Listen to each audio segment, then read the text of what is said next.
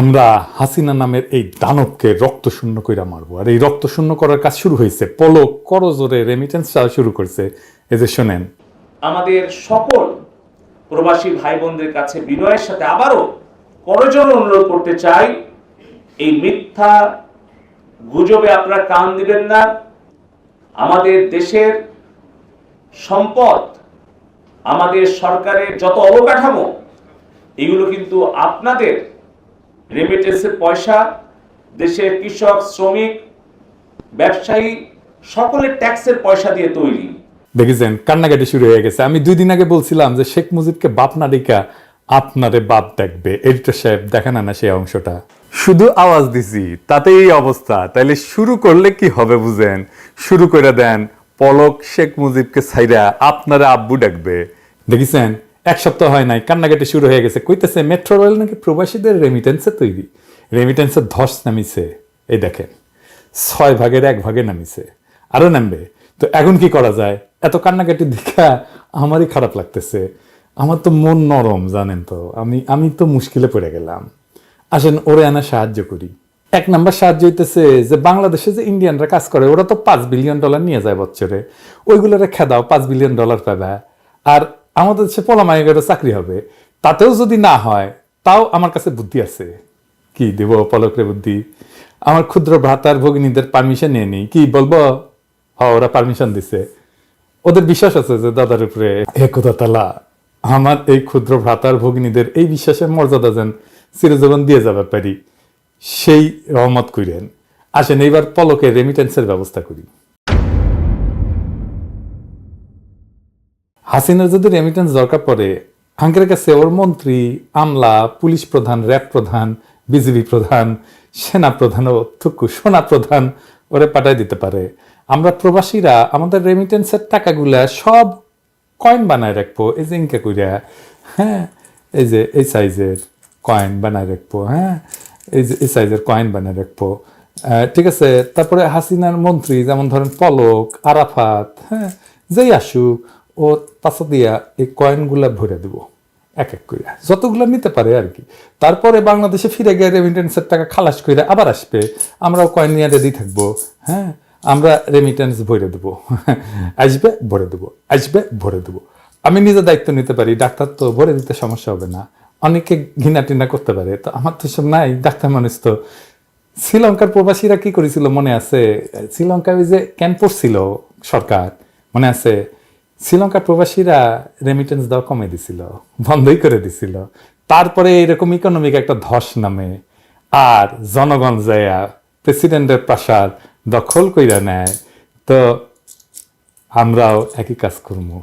তারপরে অনেকে দেখছে শ্রীলঙ্কা তো উঠে দাঁড়াইছে, আরে সর্বনাশ, কি ম্যাজিক দেখাইছে। ম্যাজিক কি?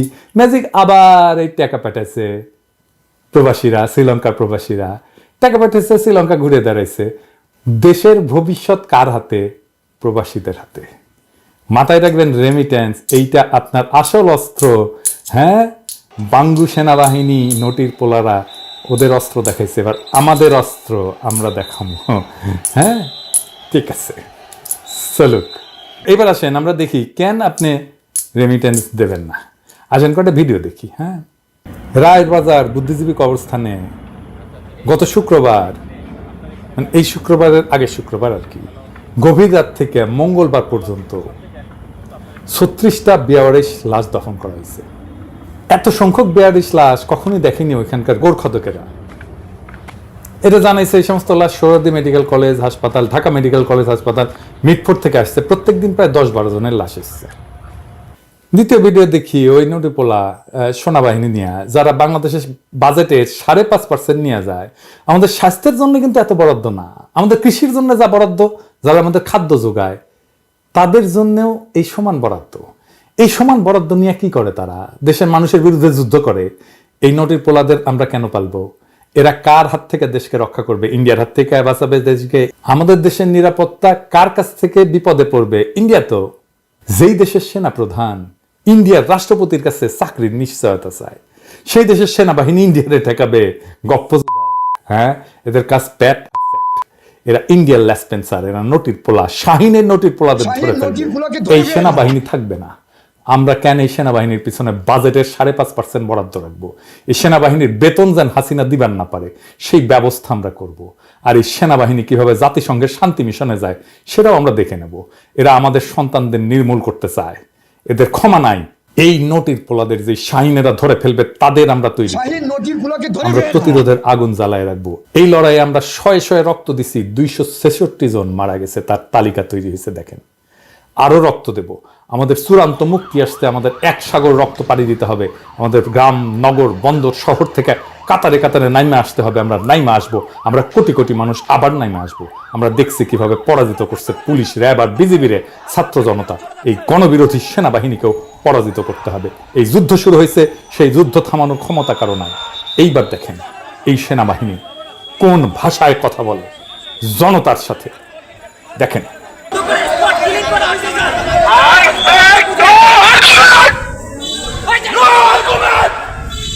এই আওয়াজ তোকে পশ্চাতে হান্দায় দেবো নটির পোলা। এক হাতে বন্দুক নিয়ে মালিক রে ভুলে গেছিস? কে তোর মালিক?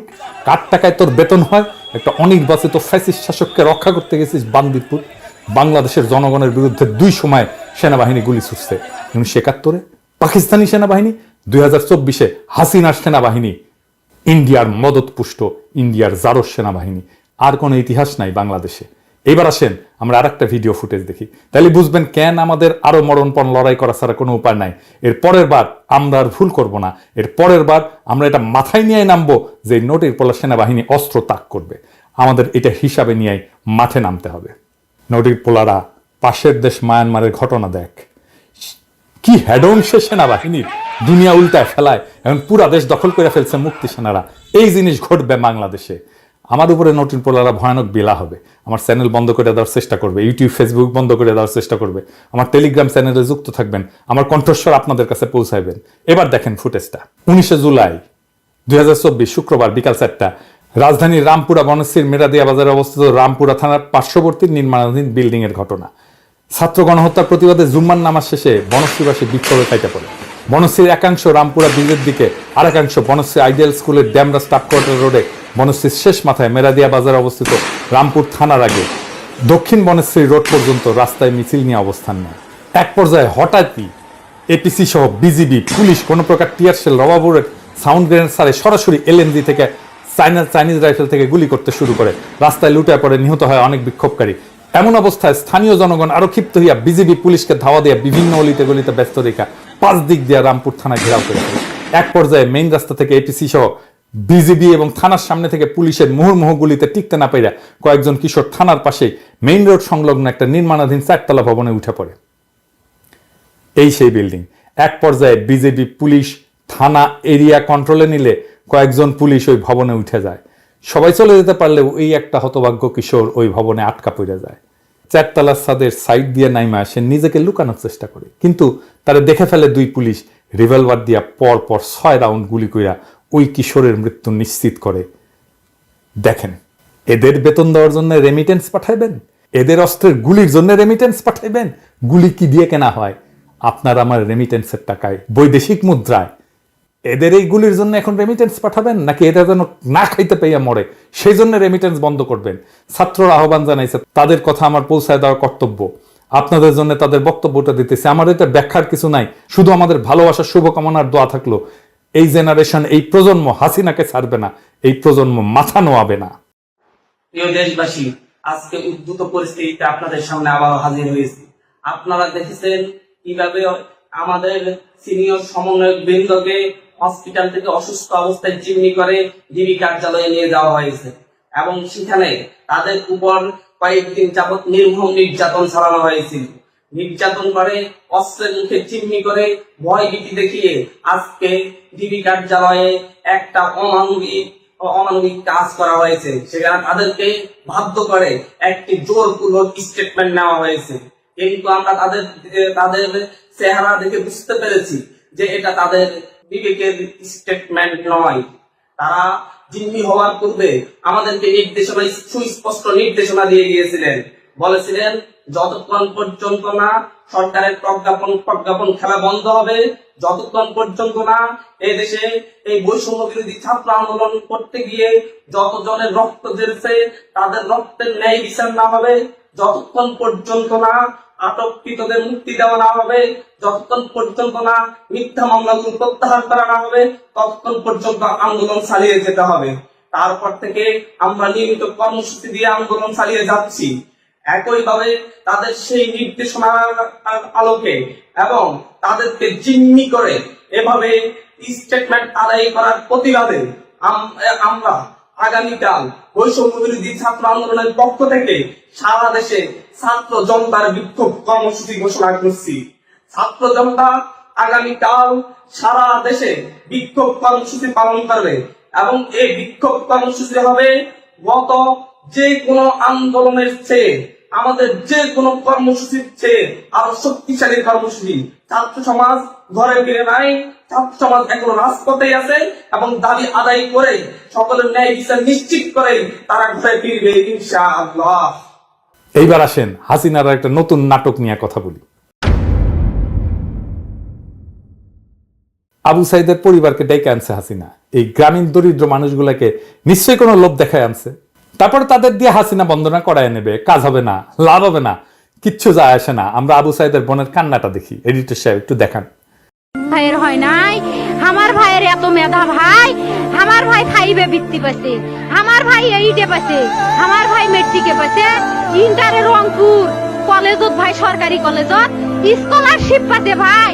বাপে আমার খুশিতে কান্দিছে ভাই, হাই রে স্কলারশিপ পাইছে ভাই। আমরা মূর্খ মানুষ জানি না এত মেধাবী ছাত্র ভাই কি জন্য সরকারে মারার অনুমতি দিল ভাই, কি জন্য? আমার ভাই রুকিয়া ভার্সিটি ইংলিশ সাবজেক্ট নিয়ে অনার্স করলো ভাই, 4 বছর হয়েছে ভাই। আমার ভাইকে আমি কইল ভাই মানে বিসিএস করে ক্যাঙ্গেরি ভাই, তোরা না করেন তো কয় শুনি এটাই এই একটা পরীক্ষা চাকরি হোক মুই চেষ্টা করিম, হোক মুই তোর আশাটাও চেষ্টা করি দেখিম করেন ভাই। মুখ ভালো লাগে মানুষে যখন বিসিএস এর কথা কয়, মুখ কলজাটা কাঁপি ওঠে ভাই, হাই রে ওরা ক্যাঙ্গেরি পড়ছে। তোরাও ভাই করেন তো, তোমারও না মেলা মেধা, হোক শুনি মুই করিম। আমার ভাই মরার বয়সী হয় নাই, আমার ভাই কৃষক মারার পারমিশন দিল, একটা পাও ভাঙ্গিল না কে, একটা হাত ভাঙ্গিল না কে। আমার ভাই তখন আপন ইচ্ছেই ঘুরি আইলো হয়, কি জন্য 4টে গুলি মারলো আমার ভাইক? আমার কলজাটা মানুষ না, আমার 3টে মারি গেল না কে, আমার 3টে কি জন্য মারি গেল না? আমার ভাই এত কষ্ট করে পড়ছে ভাই, আমার বাপই মানুষ কয়ে বেড়াচ্ছে, আমার বাপে লেখাপড়ার খরচ দিবে পারে নাই অভাব অনটনের জন্য ভাই। হাই ভাই আমার বাপে লেখাপড়ার খরচ দেয় নাই, আমার ভাই। হাসিনা তো নাটক করবে, কিন্তু হাসিনা পুলিশে মৃত্যুর এজিআরে কি লিখছে? পুলিশে গুলিতে মারার কাছে লিখছে? লিখে নাই। লিখছে যে ইট পাটকেল সরাসরির মধ্যে এ পইরা গিয়ে মরছে। হাসিনা কি বলছে শুনেন তার মুখেই। হ্যাঁ, পুলিশের গুলিতে একজন মারা গেছে, যেই মারা যাক সে তো বাবা মার সন্তান, আমরা সেজন্য সত্যি দুঃখ প্রকাশ করি। এবং তার বাড়ি রংপুর পীরগঞ্জ, ওখানে আমরা যাতে তার কাফন দাফন সব কিছু ব্যবস্থা করে দিয়েছিলাম। পুলিশের গুলিতে মারা গেছে সে নিজেই বলে, যে তার কুত্তা পুলিশ সেটা লেখে না এজাহারে। তাইলে বুঝেন আবু সাইদের পরিবার নিয়ে আর কি খেল সে খেলবে। এই ভিডিও যখন রিলিজ হবে তখন আবু সাইদের পরিবার দেখা করে ফিরে আসবে, কি নাটক করছে এই নটাঙ্গি সেটা দেখতে পারবেন। এপিসোড শেষ করি আরেক শহীদের গল্প দিয়া। বিগত কয়েকদিন কার কিভাবে গেছে জানি না, কিন্তু যারা মাঠে নামেন নাই, যুদ্ধক্ষেত্র দেখেন নাই, তারা কল্পনাও করতে পারবেন না দেশে কি চলছে। 18 জুলাই বৃহস্পতিবার দুপুর 1টায় আমার বন্ধু জাহিদুজ্জামান তানভীম শহীদ হয়। তার খবর পেয়ে সাথে সাথেই আমরা কুয়েট মৈত্রী হাসপাতালে রওনা দিই 2টার দিকে। আমার কিছুতেই বিশ্বাস হচ্ছিল না, নিজের চোখে না দেখে আমি বিশ্বাস করতে পারছিলাম না। খালি মনে হচ্ছিল হয়তো অন্য কেউ হবে, তানভীনের মতো দেখতে হয়তো কেউ। রাস্তায় বাইক আর সিএনজি ছাড়া কিছু ছিল না। অনেক অপেক্ষার পর একটা সিএনজি পাই যে আমাদেরকে হাসপাতালে নিয়ে যেতে চায়। উত্তরে জসিমউদ্দিন আসতেই আমাদেরকে ছাত্ররা থামাই দিয়ে বলে, ভাই সামনে যেন না, পুলিশ যেদিকে যেভাবে পাচ্ছে গুলি করছে। আমরা সিএনজি ঘুরাই, ডিভাইডারের মাঝখান দিয়ে পার হয়ে সেক্টর 4-এ ঢুকি। গলির মুখে দেখতে পাই 40-50 জনের মতো ছাত্রলীগ জমায়েত হয়ে আছে, বসেছিল বেশিরভাগ। দেখে আমাদের কিছু বলে নাই। সিএনজি ঘুরায় ঘুরায় কোনো মতে কুয়েত মৈত্রীর কাছাকাছি যাইতে পারি। আজমপুর রেলগেটে নামি। দেশের এই হাজারো সুশীলেরা চুপ থাকলেও সেই দিন সিএনজিওয়ালা মামা আমাদেরকে বলে যে আমি সমর্থন করি মামা এই আন্দোলন, আপনাদের বন্ধু শহীদ হয়েছে আজকে, আপনাদের থেকে কিভাবে টাকা নিই আমি। অনেক বলে কেউ তাকে টাকা দিতে পারি নাই আমি। হাঁটা দিই হাসপাতালের দিকে, পথে শয়ে শয়ে ছাত্র ছাত্রী দেখি, বিভিন্ন ভার্সিটির, কলেজের, এমনকি স্কুলেরও। সবাই আশঙ্কিত যে না জানি কি হয়। কারো গায়ে ইউনিফর্ম, গলায় প্রত্যেকের আইডি কার্ড, কারোর সাথে হেলমেট, চোখের নিচে টিয়ার শেল থেকে বাঁচাতে পেস্ট, প্রতিরক্ষার জন্য হাতে কারো কারো লাঠি, রেকর্ড করার জন্য কারো হাতে মোবাইল। হাসপাতালে পৌঁছাই, বাইরে শয়ে শয়ে শিক্ষার্থী হাসপাতাল ঘিরে রাখছে, ভেতরে যারা আছে তাদেরকে রক্ষা করার পণ নিয়ে। বাইরে থাকতেই আওয়াজ শুনি যে ভাই নর্দার্ন ভার্সিটির একটা লাশ আসছে, কেউ পারলে আইসে আইডেন্টিফাই করেন যে লাশটা কার। হাসপাতালের সামনে থেকে শোনা যাচ্ছে বিএনএসএ গোলাগুলির শব্দ, বিএনএস এর দিকে ধোঁয়ায় কিছু দেখা যাচ্ছে না, চারিদিকে ইট, ভাঙা কাঁচ। গেটে যাই, ছাত্ররা আটকায়। প্রথম কথা, আপনি কোন ভার্সিটি? বললাম যে ভাই আইআইটির আমি। সাথে সাথে বলে ভাই ভেতরে আসেন, আইআইটির একটা লাশ আছে। বুকটা ধক করে ওঠে। তখন মনে হয় আসলেই কি তানভীন? আনসারের এক লোক আমাদেরকে লাশ রাখার ঘরে নিয়ে যায়, পাশাপাশি 4টা লাশ। দ্বিতীয়টা তানভীনের। চারপাশে অসংখ্য ছাত্র আহত, প্রায় সবার গায়ে স্প্লিন্টার, হাতে পায়ে মাথায় অনেকের ব্যান্ডেজ। ডাক্তারদের দৌড়াদৌড়ি, আহতদের আর্তনাদ, ধরে রাখা কষ্টকর হচ্ছিল নিজেকে। কিন্তু আশেপাশে থাকা ছাত্ররা বলে ভাই এনার মা এসছেন, ভেতরে আছেন। ভেতরে যাই, তানভীনের মা একটা বেডে বসে তানভীনের খালাকে ধরে কাঁদছেন। আমাকে দেখেই বলেন যে আকাশ, আমার ছেলেটা তো নাই, কি নিয়ে বাঁচবো আমি, বলো কীভাবে থাকবো আমি একা? কিছু বলার ভাষা ছিল না। তখন কাঁদতেও পারি নাই আন্টির সামনে। আন্টি আমার হাত ধরে কাঁদছিলেন শুধু। হঠাৎ করে আওয়াজ আসে যে পুলিশ আর লীগ ভেতরে ঢোকার চেষ্টা করছে। আমরা কয়েকজন দোতলায় উঠে যাই, আইসিইউ এর সামনে দাঁড়াই। ভেতরে সব বেড ভর্তি, অনেকের গুলি লাগছে, অনেকের অবস্থায় আশঙ্কাজনক। ছাত্ররা সব দৌড়ে যায় যে পুলিশকে ঢুকতে দেবে না, লাশ নিয়ে যাইতে দেব না। কিছুক্ষণ পর আবার শান্ত হয়ে আসে ভেতরের সব। নিচে নামি, কিছুক্ষণ অপেক্ষার পর তানভীনের রিলিজের কাগজ আসে, আমাদেরকে বলে লাশ নিয়ে যাইতে। আমরা যারা ওর বন্ধুরা আছি আগায় যাই লাশ নিতে। স্ট্রেচার আনি, ওকে তুলি স্ট্রেচারে। আমি মাথার নিচে হাত দিই তোলার সময়, রক্তে ভেজা, মুখে আর বুকে অসংখ্য স্প্লিন্টার লাগা, বুকের উপরে কাঁধের পাশে বুলেটের ক্ষত, মাথার পেছনে থেতলে যাওয়া। লাশ নিয়ে আমরা সামনে আগাইতে নিলাম, তখন একযোগে আশেপাশের সব ছাত্ররা চিৎকার করতে শুরু করলো যে শহীদ ভাইয়ের লাশ। স্টিলে স্টিলে বাড়ি দিয়ে সবাইকে অ্যালার্ট করলো যেন সামনে থেকে সরে যায়। আল্লাহু আকবার বলে ধ্বনিত হলো চারপাশ। আশেপাশের কাউকে আমি চিনি না, কেউ আমাকে চেনে না, কিন্তু তারপরেও সবাই তৎপর, সবাই সবার ভাই সেখানে। চিনিও না এমন ছেলেমেয়েরা এসে সাহস দিয়ে যাচ্ছে, সাহায্য করছে। করিডোর ধরে সামনে আগাতে একটা চিৎকার শুনলাম, একটা পুলিশ মরছে রে। বিশ্বাস করতে হয়তো কষ্ট হবে, গোটা হাসপাতাল ভেতরে বাইরে সব মানুষ একসাথে বলে উঠল আলহামদুলিল্লাহ। এরকম শিউরে ওঠা অনুভূতি কোনোদিন পাই নাই। কে মরেছে, কিভাবে মরেছে জানি না, কিন্তু মরেছে এটা শুনে আলহামদুলিল্লাহ পড়ে উঠলাম।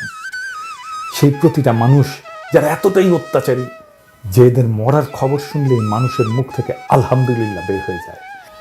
এদের জন্যই আল্লাহর পক্ষ থেকে জাহান্নাম ওয়াজিব করা হয়েছে। আসলে নিষ্পাপ সাধারণ ছাত্রদের বুকের উপরে যারা গুলি চালায়, যারা এটা সমর্থন করে, যারা এটা সহায়তা করে, যারা এটা হওয়ার সময় মুখ বুজে সম্মতি দেয়, সবার জন্য আল্লাহ যেন এই দুনিয়ায় বিচারের ব্যবস্থা রাখে। কিয়ামত পর্যন্ত অপেক্ষা করার ধৈর্য যে আমার হবে না। তানভীনের লাশ নিয়ে সামনের গেটে গেলাম, অ্যাম্বুলেন্স আসার অপেক্ষা করছিলাম। আমি একা ছিলাম কিছুক্ষণ ওর লাশের পাশে।